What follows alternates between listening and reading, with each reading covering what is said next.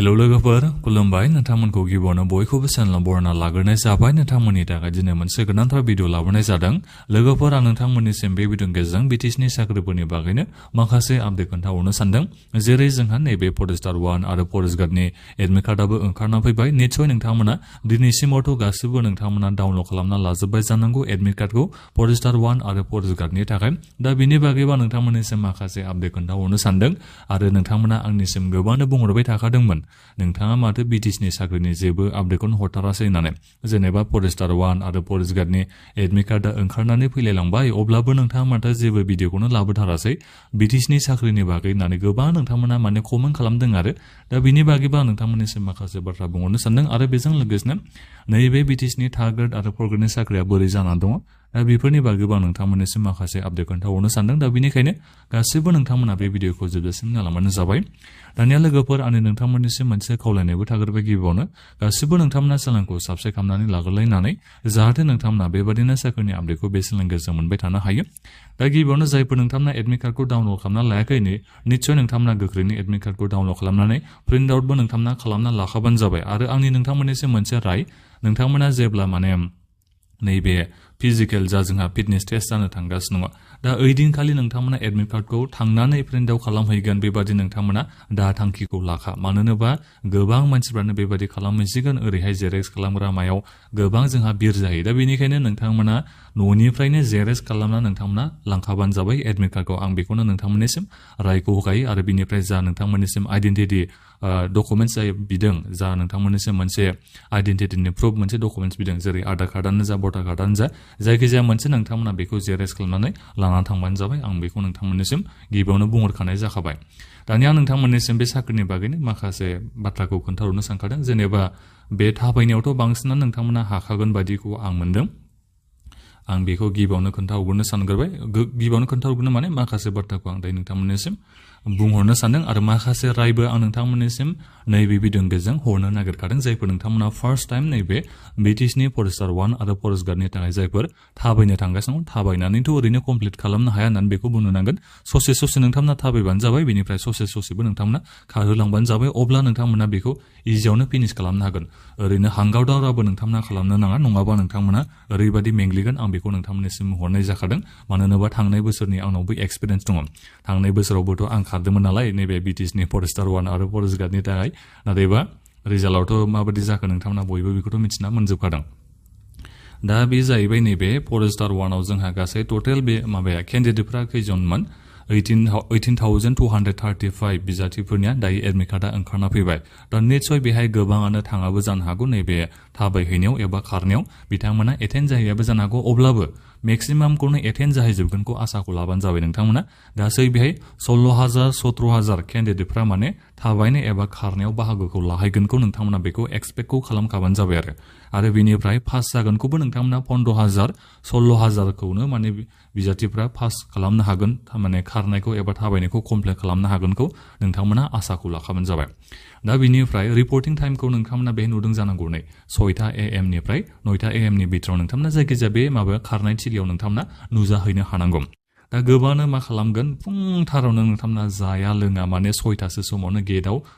थुम जानानै नोंथांमोना थाहैगोन नाथायबा बेखौ नोंथांमोना खालामनो नाङा नोंथांमोननिसिम टाइमखौ होदों रिपर्टिं टाइम नोंथांमोना जायखिजाया बे खारनाय थिलियाव मोनहैबानो जाबाय 6थानिफ्राय लानानै 9थानि गेजेराव नोंथांमोना मोनहैबानो जाबाय नाथायबा 9थानि बारबाथाय नोंथांमोना माने हाबनो मोननाय नङा दा बेखौ गोसोआव लाबानो जाबाय दा बेनिखायनो नोंथांमोना टाइमखौ एसे एडजास्ट खालामनानै थांबानो जाबाय ओरैनोथ' इसां मानसि जानाय नङा सिगां बोसोरनि बायदि अब्लाबो आं नोंथांमोननिसिम बेखौ बुंहरनाय जादों उदैखालि नोंथांमोना थाङोबा नोंथांमोनानो खस्थ' मोनगोन मानोना रिपर्टिं टाइमानो जाहैबाय फुंनि 9थासिमहालागै दा बेनिखायनो 9था बिनि उनाव आरो नोंनि गोजौखौ सुगोन चेस्टखौ सुगोन दा बेनिखायनो बेहाय जोंहा एसे गोबाव सम जायो खारनायफ्रा बेहाय हिन्जावसाफोरनिखौ आरो गिबियावनो थाबायहोग्रोगोन एबा खारहोग्रोगोन दा बिनि उनावसो हौवासाफोरनि लाइना फैयो दा बेवहाय एसे जोंहा लेटआ जायो दा बेनिखायनो 11-12थासोआसो जागोन बेखौ नोंथांमोना आसाखौ लाखाबानो जाबाय जागायजेननाया दा बेनिखायनो नोंथांमोना उदै खालि जाहैजोबगोन एनार्जि नोंथांमोनाव थाहैनाय नङा दा बिनि थाखाय नोंथांमोना हायोबा फैसा थाखाफोरखौ बिलाइफोरखौ एसे नोंथांमोना लाबानो जाबाय स्पिकफ्राव थेबनानै ओरैनो नोंथांमोना जेबो बेग लानो मोनाबाबो नोंथांमोना फैसाफोरखौ एसे लाबानो जाबाय दा बेखौ आं नोंथांमोननिसिम राय हिसाबै खोन्थाहरनाय जाबाय थांनाय बोसोराव आंबो खारहैदोंमोन नालाय दा बेनिखायनो आं नोंथांमोननिसिम बेखौ बुंहरनाय जादों इन्टारभिउबो होनाय जादोंमोन नाथायबा रिजाल्टआवथ' नोंथांमोना बयबो बेखौ मिथिना मोनजोबखाबाय दा बेनिफ्राय नोंथांमोना मोजाङै जानाय आदारफोरखौ जाबानो जाबाय फुङाव ब्रेकफास्टफोरखौ एसे गोगोमै जाना लाखाबानो जाबाय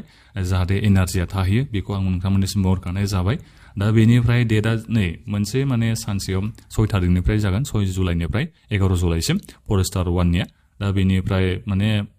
मोनसे डेटआव सानसेयाव माने 3039 गासै बिजाथिफोरखौ माने लेंहरनाय जादों नैबे फिजिकेलाव थांनाय बोसोरनि हले डिस्ट्रिक्ट वाइज बेबायदि लेंहरनाय जादोंमोन सानसेयाव मोनसे डिस्ट्रिक्टनिखौ गासैखौ लेंहरजोबनाय जादोंमोन दा बेनिखायनो थांनाय बोसोराव ओरैबायदि बिर जादोंमोन अब्लाबो देग्लायबो नोंथांमोना बेखौ सानबानो जाबाय बिराथ' जागोन 3000 गाहाम मानसिया खम जाया खम नङा दा बे जाहैबाय फरेस्टारना दा बेनिफ्राय फरेस्ट गार्डनि आरो थांनाय बोसोरनिया गिबियावनो माबासो जाग्रोदोंमोन रिटर्न एग्जाम जाग्रोनाय जादोंमोन जायफोर बिथांमोना रिटर्न एग्जामाव क्वालिफाइ खालामनो हादोंमोन दा बिथांमोनखौल'सो माने लेंहरनाय जादोंमोन थांनाय बोसोरनिया नाथायबा देग्लायनिया गिबियावनो फिजिकेल बिनि उनावसो रिटर्न एग्जामा जोंहा जागोन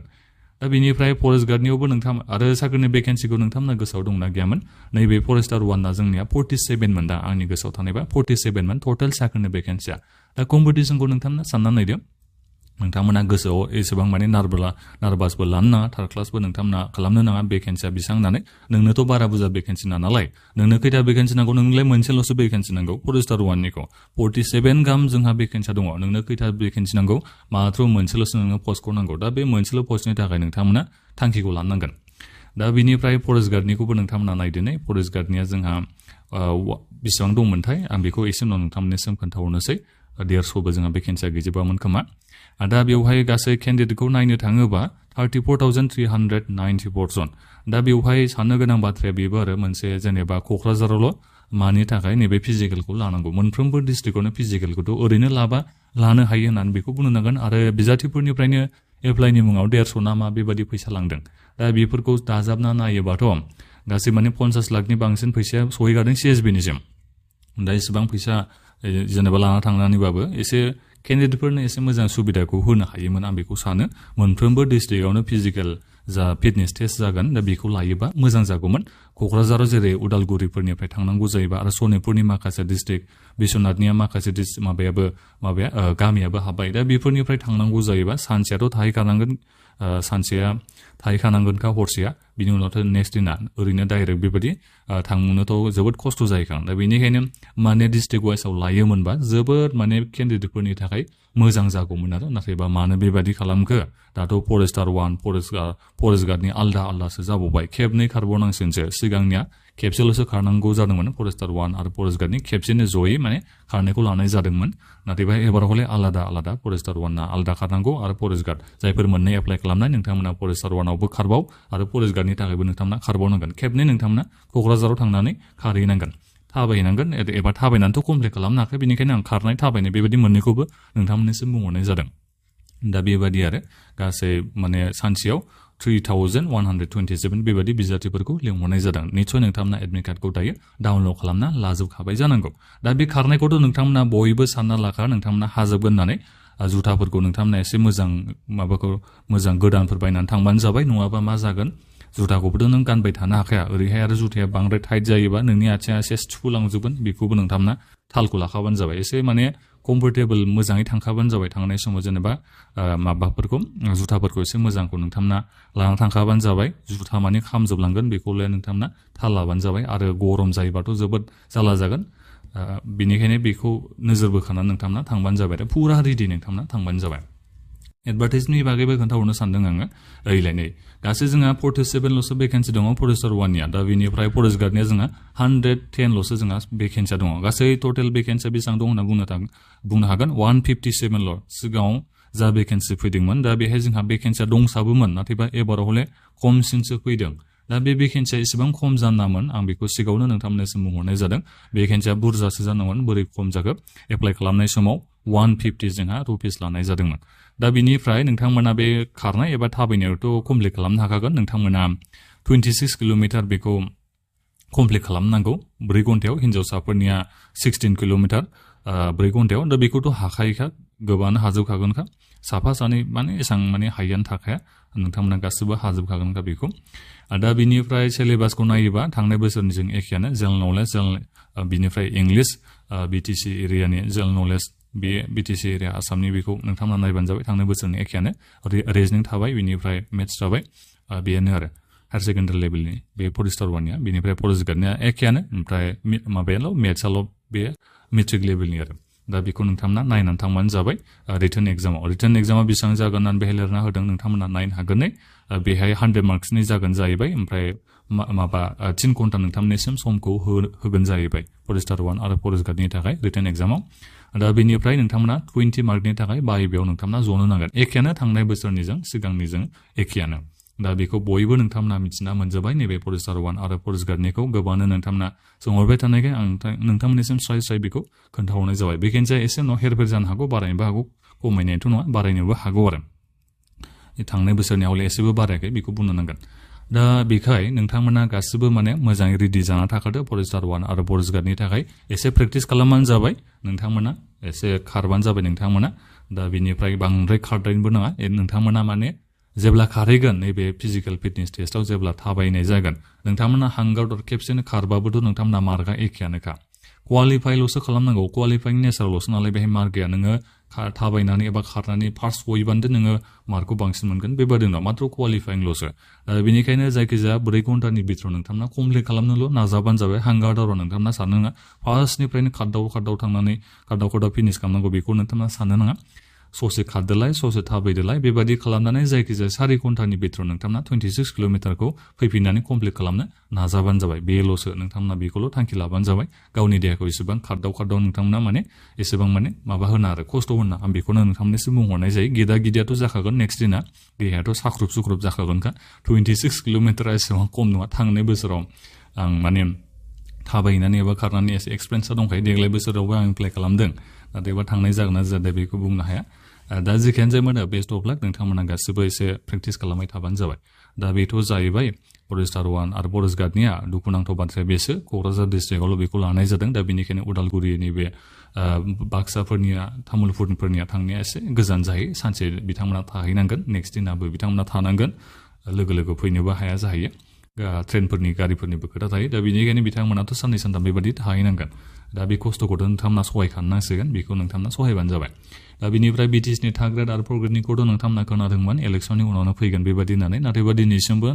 जेनेबा एसेबो फिसाबो जेबो माबा गैया खबर गैया दा बेखौथ' मा बुंबावनो जिखियानो जाया मानो नोंथांमोननिसिम रादायखौ होदोंमोन 5,000 बेबायदि भेकेन्सि 10,000 बेबायदि भेकेन्सि सोरबा बुंदोंमोन थार्ड ग्रेड 4th ग्रेडनि फैगोन होननानै नाथायबा दिनैसिमबो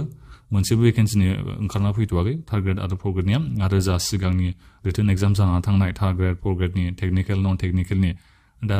इन्टारभिउ जादोंमोन ग्रेड 4निया दा बेनि जेबो खबर गैया माबोरै जानानै दं बेनि जेबो इनफरमेसन गैया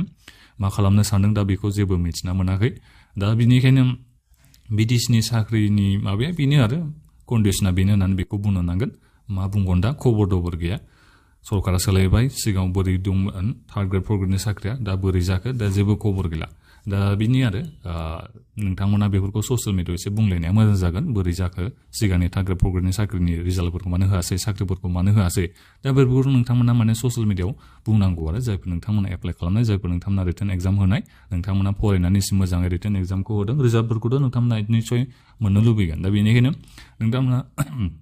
ससियेल मिडियायाव एसे माबाबानो जाबाय सोंखारिबानो जाबाय एसेबां जेबो आपडेट ओंखारना फैयाखै आं बेखौनो नोंथांमोननिसिम बे भिडिअनि गेजेरजों बुंहरनाय जाबाय ओरैहाय आरो फरेस्टार वान आरो फरेस्ट गार्ड BCDC सेक्रेटारिनिया गुवाहाटि हाइकर्टआव दिनैसिमबो दङ जोबनानै थाङाखै बे केसा दा बेफोरनि बागैबो एसे उनाव आं आपडेट खोन्थाहरगोन बेनिफ्राय आं नोंथांमोननिसिम बयनिसिम बेखौनो बुङो आसाम सरकारनिफ्रायबो जोंहा भेकेन्सि फैगासिनो दङ मास मोनथामसोनि उनाव एडभार्टाइजमेन्ट फैनायनि चान्स दङ आरो जोंहा बे आसाम पुलिसनि फरेस्ट डिपार्टमेन्ट आरो पुलिसनि डिपार्टमेन्टनिफ्राय जोंहा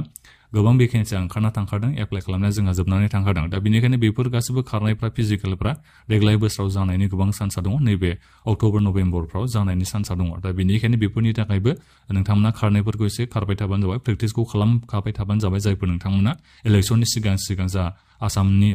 पुलिस डिपार्टमेन्टनिफ्राय फरेस्ट डिपार्टमेन्टनिफ्राय जा भेकेन्सि फैदों बेफोरनि थाखाय नोंथांमोना मोजाङै खारनानै क्वालिफाइखौ खालामनो हायो दा बेखौबो आं नोंथांमोननिसिम बे भिडिअनि गेजेरजों बुंहरखानाय जाबाय बरिं जाबाय बे भिडिअ होननानै बेखौ बुंनो नांगोन नोंथांमोना गोसोआव थार्ड क्लास लानानै थांना भेकेन्सिया खम मोननानै नोंथांमोना जायखिजाया क्वालिफाइल' खालामनो नाजाबानो जाबाय फिजिकेलाव क्वालिफाइथ' जाखाजोबगोनखौ आं नोंथांमोनखौ आसाखौ खालामो जोबोद इजियावनो नोंथांमोना खालामनो हागोन दा बेखिनियानोमोन नोंथांमोना बे भिडिअखौ बयनोबो शेयार खालामदो आरो माबाफोर सोंनांगौ दङबा भिडिअखौ मुंसाव नोंथांमोना कमेन्ट खालामबानो जाबाय इन्स्टाग्राम आरो फेसबुकआवबो नोंथांमोना फल' खालामबानो जाबाय आं नोंथांमोननिसिम कमेन्ट बक्सआव आरो भिडिअनि डिसक्रिप्सनावबो नैबे लिंकफोरखौ होनानै दोनदों दा बेखिनियानोमोन गोजोन्थों